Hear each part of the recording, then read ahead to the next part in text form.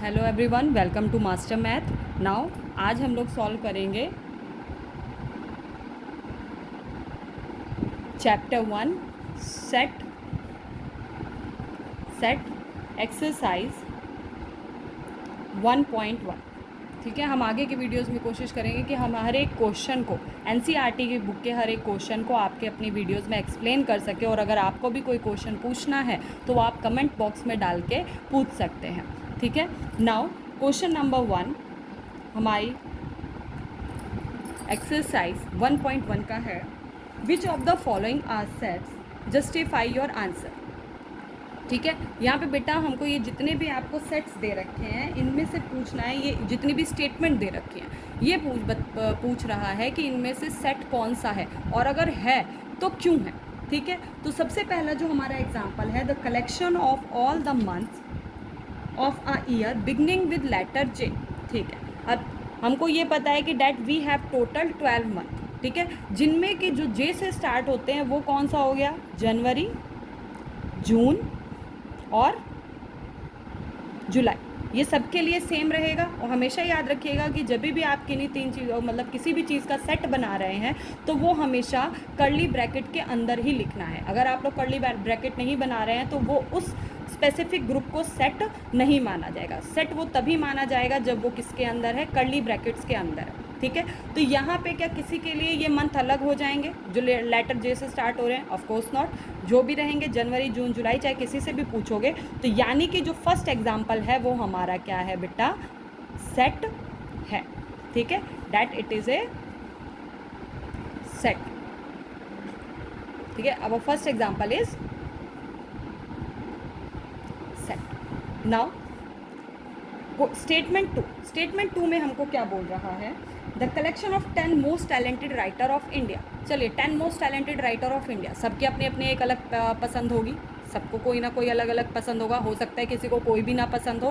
तो यानी कि ऐसी चीज़ को हम सेट में नहीं लिख सकते हैं जो कि किसी को भी पसंद ना हो, मतलब जो यूनिवर्सली ट्रू ना हो, जो सबके लिए अलग अलग हो, उसको हम सेट के अंदर नहीं डाल सकते। ठीक है, सेट सबके लिए क्या होना चाहिए बेटा, सेट के अंदर हम वही डाटा पुट कर सकते हैं जो सब यूनिवर्सली ट्रू हो। ठीक है, अब जैसे भाई किसी को रविन्द्रनाथ टैगोर पसंद होंगे, किसी को हो सकता है मुंशी प्रेमचंद पसंद हो, किसी को कोई और पसंद हो। ठीक है, इसी तरीके से यानी कि इन सब चीज़ों को हम सेट के अंदर नहीं डाल सकते, क्योंकि अगर हम एक स्पेसिफिक क्लास में भी पूछ रहे हैं तो ये क्या रहेगा, सबके लिए डिफरेंट रहेगा। तो सेट आपका बन ही नहीं पाएगा। भाई कोई कहेगा नहीं मेरा सेट सही है, कोई कहेगा, तो सबका अपने अपने हिसाब से सही रहेगा। तो इस चीज़ को हम सेट के अंदर नहीं करेंगे, यानी कि जो स्टेटमेंट 2 है हमारी वो सेट के अंदर नहीं आती है।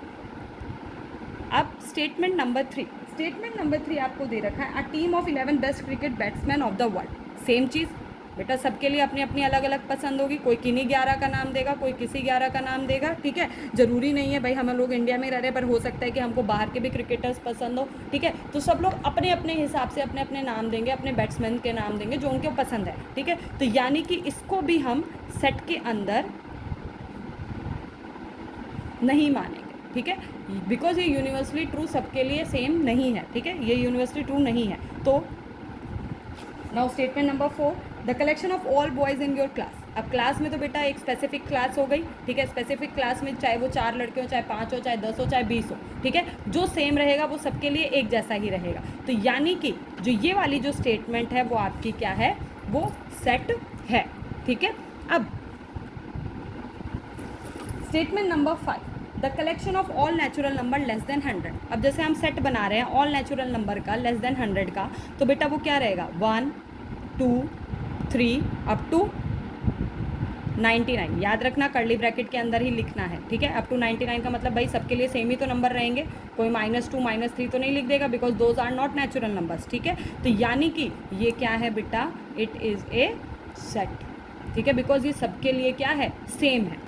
नेक्स्ट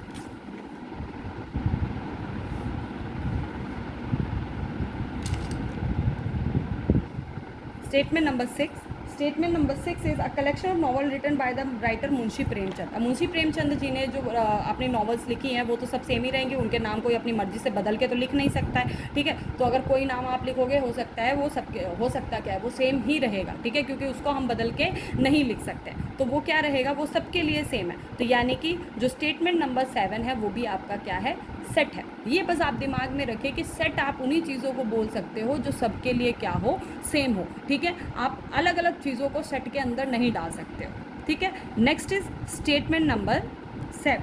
हमारी स्टेटमेंट 7 है बेटा, the collection of all even integers. अब ऑल इवन इंटीजर्स आपके क्या हो जाएंगे, 2 4 6 8 एटसेट्रा एटसेट्रा, ठीक है भाई। ये तो सबके लिए सेम ही रहेगा, कोई 3 5 इसमें तो डाल नहीं देगा। तो यानी कि ये भी क्या है आपका, ये भी सेट के अंदर ही आएगा, ठीक है। Now statement number 8, the collection of questions in this chapter. अब इस चैप्टर में जो क्वेश्चन है वो तो सबकी बुक में सेम ही रहेंगे ना, कोई किसी का क्वेश्चन नंबर 2 और किसी का क्वेश्चन 3 अलग तो हो नहीं जाएगा। जो एक बुक में क्वेश्चन है, बिकॉज एक ही एडिशन है तो सब में सेम ही रहेगा, ठीक है। तो इस चैप्टर में जो भी क्वेश्चन होंगे वो सबके लिए सेम होंगे। तो यानी कि ये वाला भी स्टेटमेंट क्या है, करेक्ट है, ये भी आपका सेट के अंदर इन्वॉल्व होगा। Now last statement, statement number 9, statement collection of most dangerous animal of the world, ठीक है भाई। Most dangerous animal of the world, ठीक है। सब लोग अपना अपना नाम अलग अलग देंगे, कोई कहो चूहे से भी डर जाए और कोई ऐसा इंसान भी हो सकता है जो मगरमच्छ से भी ना डरे, ठीक है। तो यानी कि इसमें भी प्रायोरिटी बेटा सबकी अपनी अपनी अलग होगी। तो इसको भी हम सेट के अंदर इन्वॉल्व नहीं कर सकते भाई, किसी के लिए कुछ भी मोस्ट डेंजरस हो सकता है, तो सबके डर का लेवल एक जैसा तो नहीं कर सकते ना हम। तो यानी कि इस वाले को भी हम सेट के अंदर नहीं ला सकते, it is not a set. Hence our question number 1 is finish. Hope आप लोगों को समझ में आ गया होगा कि सेट को हम किस तरीके से स्पेसिफाई कर सकते हैं, किनको हम सेट बोल सकते हैं और किसको हम सेट के अंदर इन्वॉल्व नहीं करेंगे। And we all know that set is a well defined collection of data of object, ठीक है, जो कि सबके लिए सेम होना ज़रूरी है, ठीक है। अब नेचुरल नंबर का सेट हो गया, रियल नंबर का सेट हो गया बेटा। इसी तरीके से अब हम आगे भी सारे क्वेश्चंस करेंगे। Have a nice day, thank you.